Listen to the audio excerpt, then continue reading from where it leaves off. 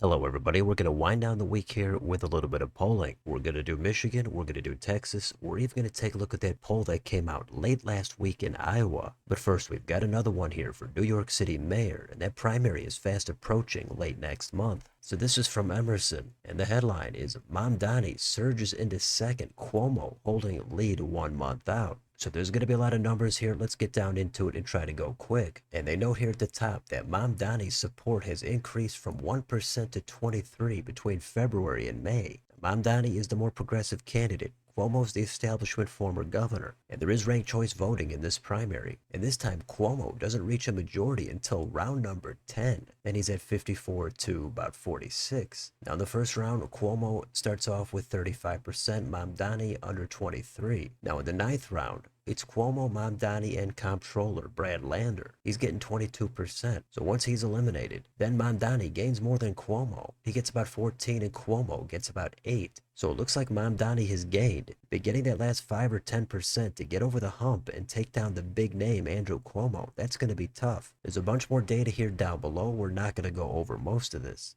Given this is a very blue city, whichever Democrat comes out on top is very likely to be the winner in the general election in November. But they do poll that general election. And if it's between Cuomo and Republican Curtis Sliwa, who was the nominee last time, Cuomo's at 44, Sliwa only at 13. Then we've got incumbent Mayor Eric Adams as an independent and then down from there. If it's Mamdani in the general election, then he's at 35%, Sliwa at 16. So there's little to no hope here for the Republicans in the general, but there's still relatively a lot of time left. Now we'll wind it down here with the approval ratings. Trump with New York City voters is at 27% favorable, 69% unfavorable. Mayor Eric Adams is a little bit lower than that. He's only at 19% favorable, also 69 unfavorable. And we've got Cuomo at 41% favorable, 47 unfavorable. And then down here we've got the methodology. So we've got some different sample sizes here for the different questions. Then you could always click here for full results to get some more breakdowns and crosstabs. So let's move on to Michigan. This is from the Glenn Gariff group. We've got a sample size of 600 registered voters. And there is a lot of data here, but I don't really care for how they present it. It's not easy to follow, but we're going to take a look at a couple of questions. First, we've got the general election for governor. That's going to be on the second half right here. Now, anything could change, but the most likely matchup right now is looking like it's going to be Secretary of State Jocelyn Benson for the Dems, John James for the Republicans, and Mayor of Detroit, former Democrat running as an independent, Mike Duggan. Now, Benson has a small lead here, 38%. James is at about 33.4. Duggan, though, pulls in 21.5,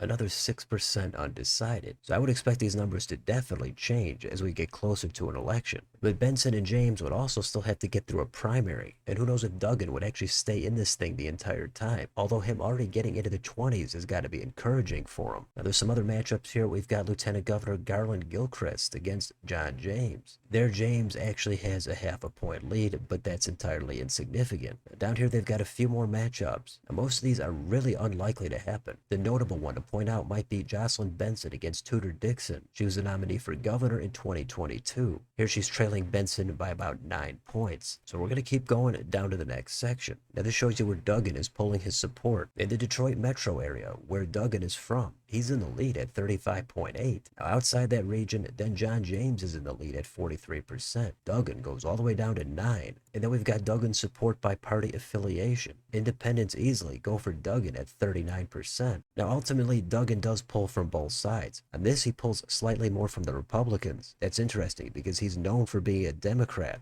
Either way, this could be a fascinating three-way race. Now let's go down to the next part. We've got the Senate race. Again, there's still primaries. The early frontrunner right now for the GOP might be Mike Rogers, who ran in 24 and came very close to winning. Here, if he faces Abdul El Sayed, then he's leading by about 2%. If he faces Mallory McMorrow, then she's in the lead by 1.5. And if Rogers faces Congresswoman Haley Stevens, then Stevens starts to open it up a little bit. She's up there with a 6% lead. Now they also test Congressman Bill Huizenga against these candidates as well. But there Huizenga does worse than Rogers. Big factor there might be the name ID. Rogers just ran statewide statewide, people are going to know him. Huizenga would have a little bit of work to do to get some more exposure. So there is plenty more here if you want to take a look at it. And as always, all these links will be down below in the description. We're going to move on to Texas. Now this is from Barbara Jordan, Public Policy Research and Survey Center. Also Texas Southern University, and it's sponsored by YouGov. This is going to look at that Senate race next year. And there is a little bit of general election polling here. But first, the big question is going to be with the primary. Is incumbent Republican John Cornyn going to be too moderate and leave himself vulnerable to Ken Paxton? Well, first we've got the favorability ratings. And this is with likely Texas Republican primary voters. Ken Paxton is ahead of Cornyn. He's at 68 favorable, 22 unfavorable. Cornyn is only at 57-34. Now there's also another potential candidate here. We've got Wesley Hunt. He's in the U.S. House and his favorable is at 42-12. The problem for him is also going to be name ID. 46% don't know enough about him. So this should be a good race. Paxton is considered more controversial and weaker in the general election. And down here we've got more. Here's how likely those same voters would be to vote for each of these candidates. 23% would never consider voting for Cornyn. 16 say the same about Paxton. Again, the biggest number here is going to be with Wesley Hunt. 39% don't know enough about him. So maybe Hunt ends up being a bridge between Cornyn and Paxton. Or maybe Paxton keeps feeling the pressure from these types of polls and he tries to move harder toward the base. We'll see what happens, but let's go down here. Here's the vote intention in a head-to-head primary matchup. Paxton leads Hunt by 20. Paxton leads Cornyn by 9, and Cornyn leads Hunt by 16. Still a good chunk of undecideds there. So that's the Republicans. It's unclear what's going to happen with the Dems in their primary. If we go to the general election, we've got some hypotheticals. Now the closest one on here is going to be Ken Paxton against Colin Allred.